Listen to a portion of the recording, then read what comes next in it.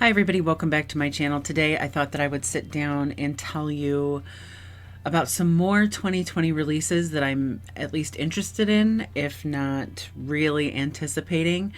I did one of these at the very beginning of the year for these first few months of the year, and now I'll be covering the end of March, April, May, and I think even a little bit into June, if I'm not mistaken. So sit back, relax, maybe hear about some books that you might want to pick up later on this year. This first one I missed the first time around, but it's called Dear Enemy, and this is by Kristen Callihan. This is an enemies to lovers romance. It is about Macon and Delilah. I love the name Delilah. And Macon is the ex-boyfriend of Delilah's sister, Samantha. And while those two dated, Delilah and Macon never got along. In fact, they hated each other. But in adulthood, Delilah learns that Samantha has stolen something, or did steal something of value from Macon at the end of their relationship. And to kind of cover for her sister, Delilah actually agrees to take on responsibility for the restitution to Macon. And from there, they start to think maybe they don't hate each other so much. Again, that one comes out on March 31st. Next is the book Something She's Not Telling Us. This is by Darcey Bell. This one comes out on April 7th. If Darcey Bell sounds familiar, she's actually the author of A Simple Favor. And I have that book on my shelves. I haven't read it yet. I did see the movie. Something She's Not Telling Us is about a married woman named Charlotte who has a brother who has terrible taste in women. And one day, her brother brings a woman to dinner named Ruth. And everything seems to be fine. Ruth actually seems to be like a decent person. Only as Ruth sort of inserts herself more and more into their lives, she starts kind of obsessing over Charlotte and Charlotte's daughter, Daisy. Then Daisy disappears one day, and it's basically this tete-a-tete between Ruth and Charlotte. I'm hoping it has some, of that sort of ridiculous, flair that A Simple Favor did. Sort of similar, the next book comes out on April 21st. It is called Little Secrets. This is by Jennifer Hillier. This is also the story of woman against woman. Marin is our main character in this book, and she is happily married to her college sweetheart and seems to have the perfect life. But then their son Sebastian disappears, and life as they knew it completely disintegrates. When the trail runs cold for their missing son, Marin actually hires a private investigator to try to pick up where the police left off. And the private investigator ends up unearthing that her husband is actually having an affair with a younger woman. So Marin, who at this point has been pretty numb, unable to function over the loss of her son, decides that this is something that she can focus on. This is something that she can write. This woman is her new enemy. Instead of the person who took her son, this woman that her husband is having an affair with is her new enemy. So another woman against woman kind of story, which you have to decide for yourself how you feel about those. Some people shy away from them because they would rather read about women, lifting each other up instead of trying to tear each other down. I, for one, kind of like the catty drama that sometimes comes from a girl fight. So, I'm down for it. This next book comes out on April 28th. It is called The Split. This is by Sharon Bolton. This one sounds interesting to me. I'll tell you what attracted me to it. It takes place in Antarctica, or very close to Antarctica. And who doesn't love a book about Antarctica? Basically, the story is about a woman named Felicity who has taken some sort of project or mission to an island off the coast of Antarctica to escape her ex-husband, who spent time in prison for murder. He's out. She's convinced he's looking for her. And so this is her answer. But the synopsis also makes mention of a doctor who actually tried to analyze or figure out or understand the relationship between Felicity and Freddie. It seems like he's uncovered something, or he wants to help Felicity, so he's going down to Antarctica to get her. It's very vague. It's a vague synopsis that I don't know, there's something about this book that I think that I might have figured out already. And so part of me really wants to read it just to see if I'm right. I have other books by Sharon Bolton that I have not read yet, but there are a few subscribers who have made mention that they enjoy her books. And so this is a new one, and I love stories that take place in remote and harsh places to try to survive, and Antarctica is definitely one of those places. Jumping into May, on May 5th, The Tourist Attraction by, I hope I say it right, Sarah Morgenthaler is coming out. This is a contemporary romance novel. It takes place in Alaska. So I love books that take place in Alaska, much like I love books that take place in Antarctica, because there's a survivalist aspect, and I am a sucker for man versus nature stories. The Tourist Attraction is about a man named Graham who lives in Alaska and does not like outsiders. But he runs a restaurant in Moose Springs, Alaska, and he names it the Tourist Attraction, or the Tourist Trap. He names it the Tourist Trap in sort of an ironic kind of way, because he doesn't like outsiders or tourists. But of course, a tourist blows into town one day and kind of thaws his frozen Alaskan heart. Her name is Zoje Caldwell, and one of her items on her bucket list is to spend 2 weeks in Alaska.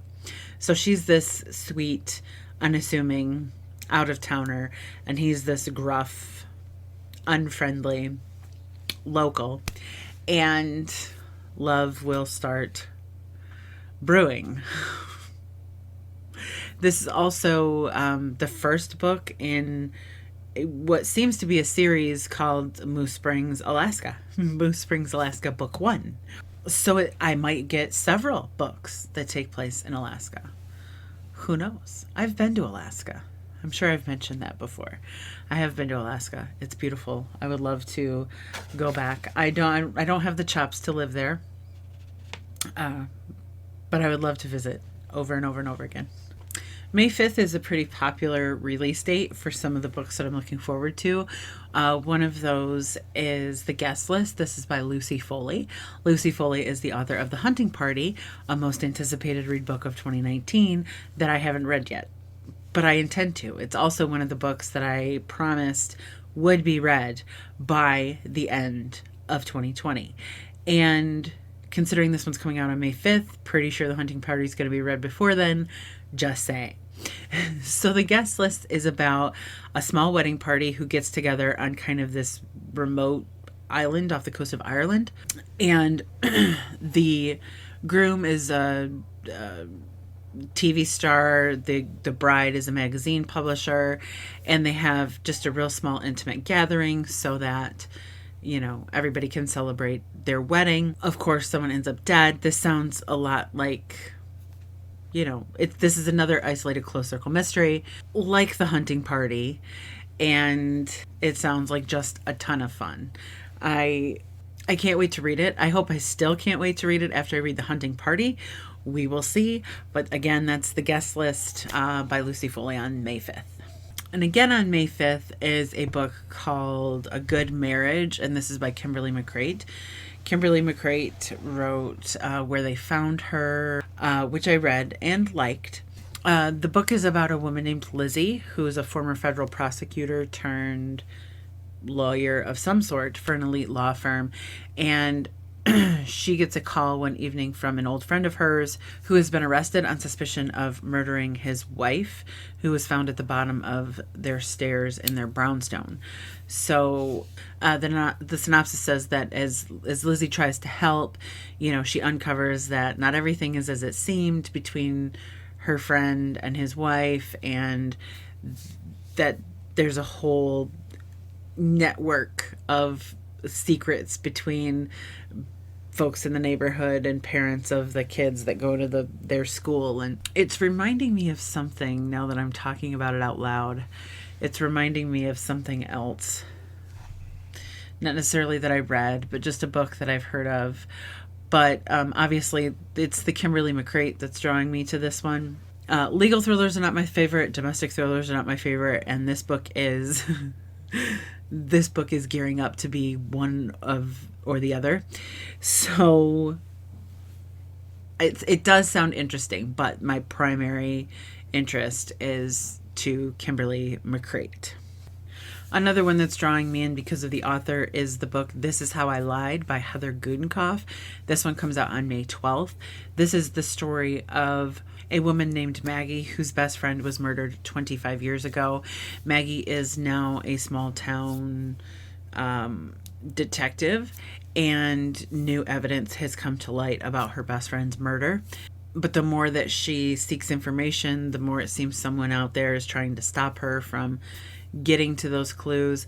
This again is kind of a familiar story. Heather Gudenkauf has kind of worked her way into my reading life as a reliable author that brings some entertainment value to the books and to me with the books that she writes. So again, that one is May 12th.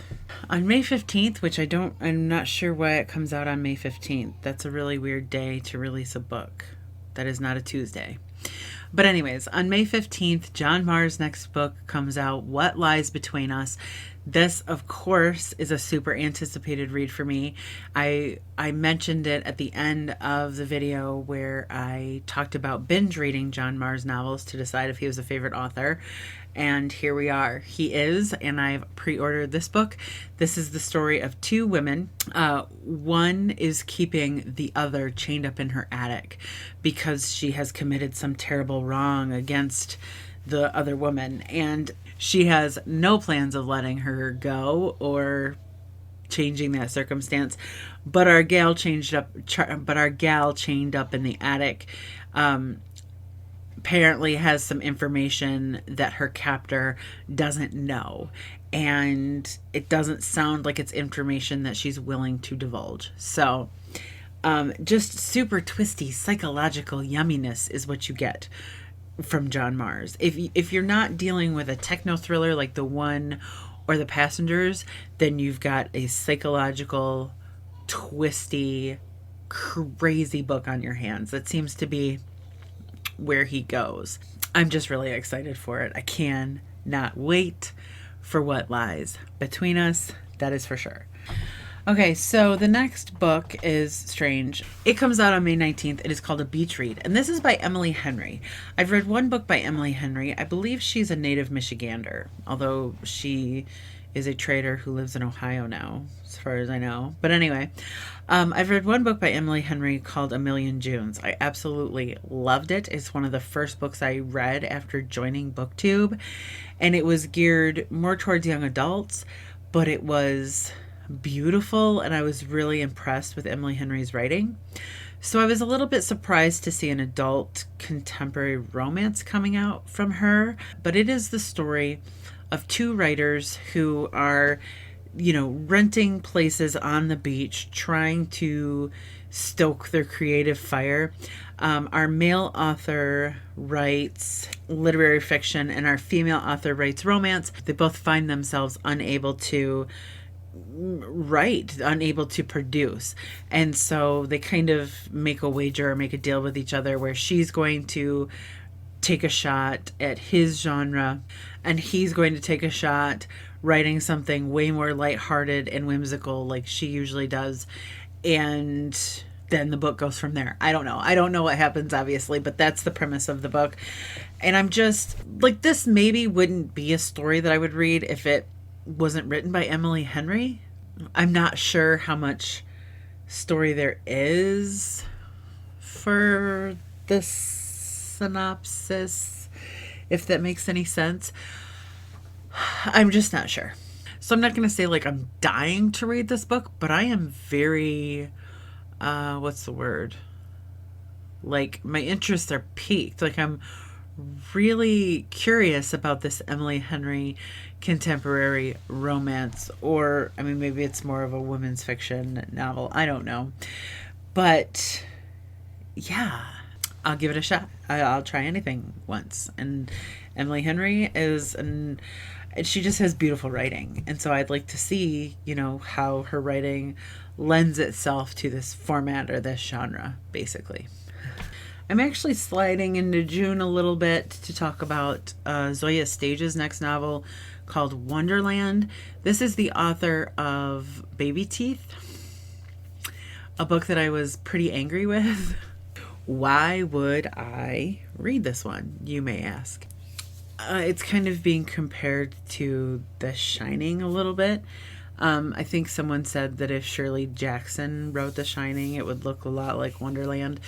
But this is the story of a family, the Bennett family, who relocates to this rural farm, and weird things start to happen to them psychologically. Like there's something going on in the area. There's some sort of history with the land and with this place. And Orla is the wife and mother of this family, and it says she must, uncover what this is, this essence or this effect that's coming over them, or it just sounds supernatural, and I'm hoping more interesting than Baby Teeth. I've done one video where I've given an author a second chance. When I hated one of their books, I've read another. Zoje Stage doesn't have a huge catalog of work to choose from, but this would be another novel that I could read. I would be willing to read Zoje Stage again because I do think that her writing is done well. I do think that she's a talented writer. And maybe in this book, Wonderland, she's made some different choices that I would enjoy more. And I'm going to go even just a little bit further. I would normally never do this, but I can't not talk about these two books now that I know that they exist. They don't come out until July. The first one is July 7th. It is Survivor Song by Paul Tremblay. I love Paul Tremblay. From what I've read, I still have more to read. We're going to see if Paul Tremblay could be one of my favorite authors. But Survivor Song is about basically a disease outbreak that kind of looks a lot like zombieism. People are infected with something and it makes them bite other people, not eat other people. Like, it doesn't go quite that far, I don't believe, but it makes people bite other people in order to spread the disease as quickly and as far reaching as they can. This is unexpected. For Paul Tremblay writing a book like this is kind of unexpected. It starts in Massachusetts. It's a rabies-like virus spread through saliva. Oh, yes, okay. So there's this woman named Natalie who's pregnant, and her husband was infected and bit her. And so she's infected, and so she needs to get medical attention immediately in order to save herself and her unborn child. That's where the stakes come in.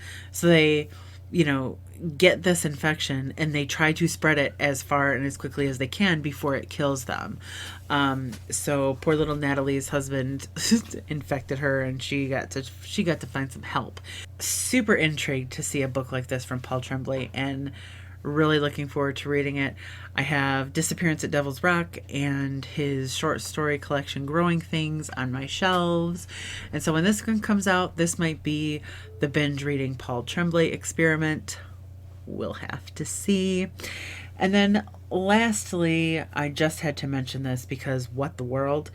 July 21st, Josh Malerman is coming out with Malorie, which is a sequel to Bird Box. And it picks up it sounds like, or implies that it picks up where Bird Box left off. I didn't know about this until I was going through looking for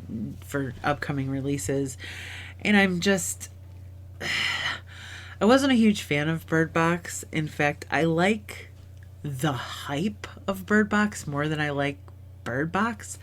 I like that people like it so much. I like the success story for Josh Malerman. He's another Michigan author.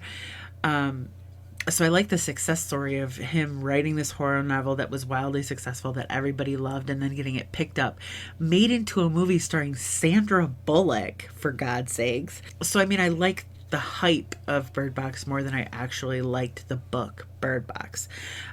That said, I can't really believe that it needs a sequel. I'm wondering if this sequel is just riding that hype. I'm unsure if I'm going to read it or not. I probably will, because I'm too curious to stay away. I'm probably not going to be able to resist. And you know, I do have that tiebreaker project for Josh Malerman planned in my mind, where I didn't like the Bird Box, but I liked Inspection. I have Unburied Carol and Cabin at the Bottom of the House at the Bottom of the Lake to read. Malorie may be another book to toss in there to see where I'm going to land with Josh Malerman. But those are some of the books that are coming out between now and apparently July. They're also ones that I'm really tempted to read, if not definitely excited to read. John Mars, reading that one. There was another one that I mentioned called He Started It by Samantha Downing. I mentioned that in the last book, but that actually comes out in the period of time that I'm covering here. Can't remember when. Again, if I was a good book tour, I'd look it up, but nobody's got time for that. If you have any questions about the books that I mentioned today, please let me know down in the comment section below. Also, let me know which of those you might find yourself reading or might be excited to read. And let me know if there's other books coming out that you think I might have missed, might have overlooked, that I might also enjoy.